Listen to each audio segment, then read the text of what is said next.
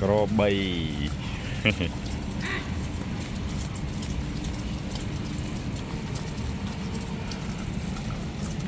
Đã thành phố nè.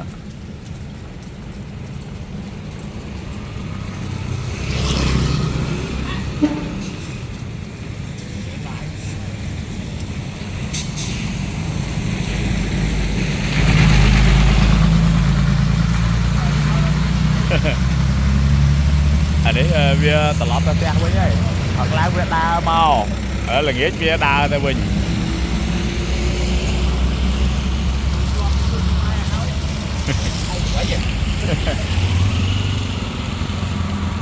Cro bay.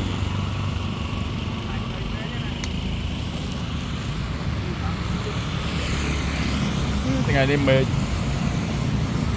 cả lắm mà lắm là hốt mê. Cùng sản sọc vậy đấy.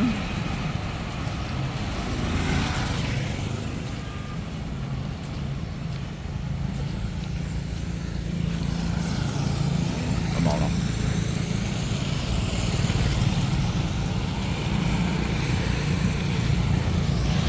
cắt thiệt